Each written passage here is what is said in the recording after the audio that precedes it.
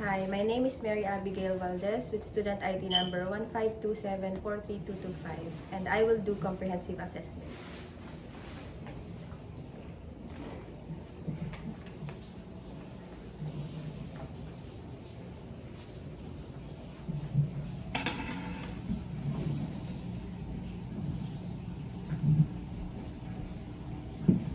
First, I will do hand hygiene.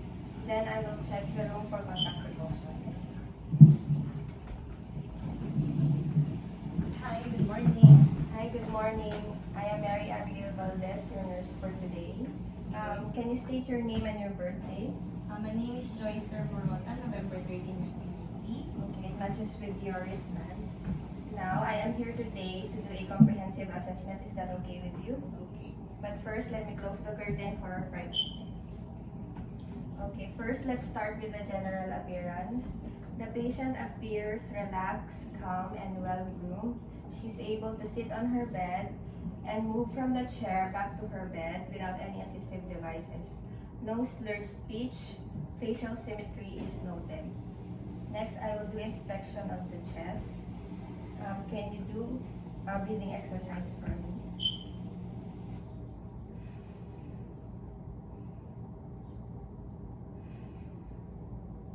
Chest expansion is equal bilaterally, no chest indrawing, and no accessory muscle used upon inhalation and exhalation. Next, I will do auscultation of the anterior and posterior breath sounds, and then inspect for lung and palpate for lung expansion. Can you inhale and exhale as I move the stethoscope?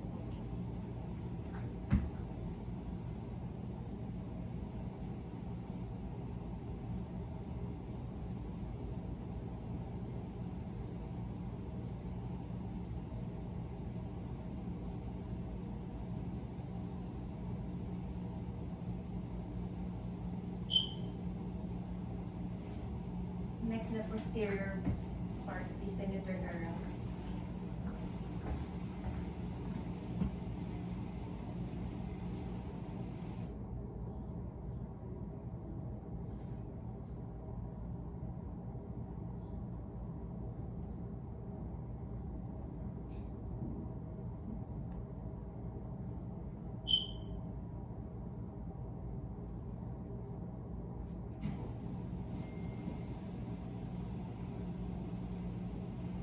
And now I will check for lung expansion. Can you inhale, exhale, inhale, exhale. And then I will check for the apical pulse.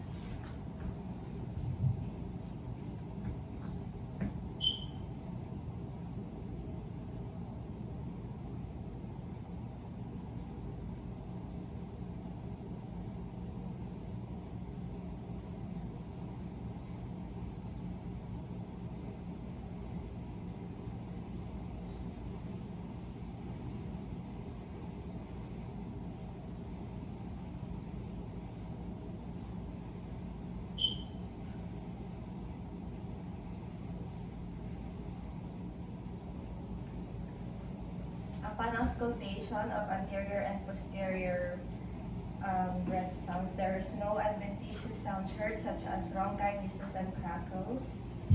And for the apical pulse, the heart rate is 90 beats per minute, which is normal,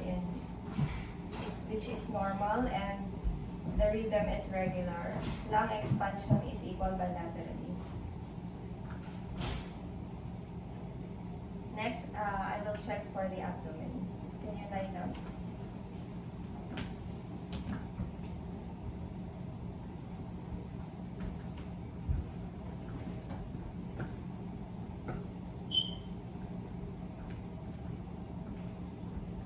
Upon inspection of the abdomen is flat, with no discoloration, no bruises, no scars. And next is I will auscultate for vowel sounds.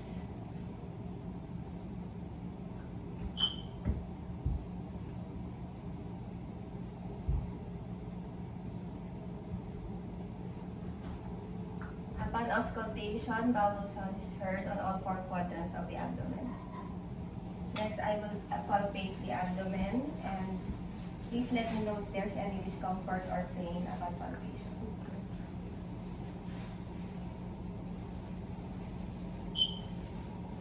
So, upon palpation, there is no abdominal distension, no masses felt, and no tenderness noted.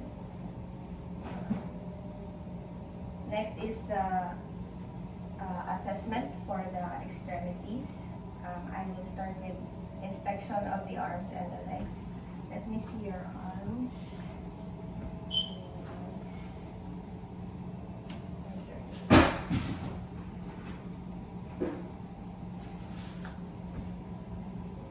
The arms and legs, the skin is intact with no deformity and no lesion, no bruises. The nails are clean and short and no cracks noted. Next, I will check for the radial pulses and the dorsalis pedis and posterior tibial pulses.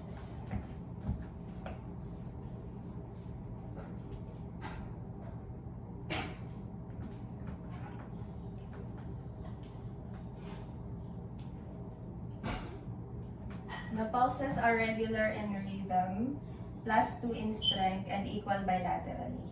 And the next, I will check for the capillary refill, the color, the warmth, the movement, and the sensation of the extremities. Let me see your nails.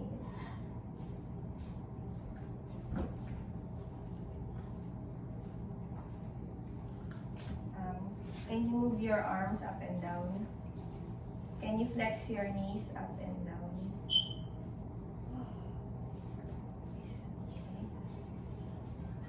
Can you tell me if this is sharp or dull? Can you close your eyes first? Sharp, dull, sharp, dull, sharp, dull, sharp, dull. Thank you. So the capillary refill is 2 seconds, which is normal. The color is the appropriate for her race, and she's able, the skin is warm to touch, and she's able to move her arms up and down, and she's able to feel sensation.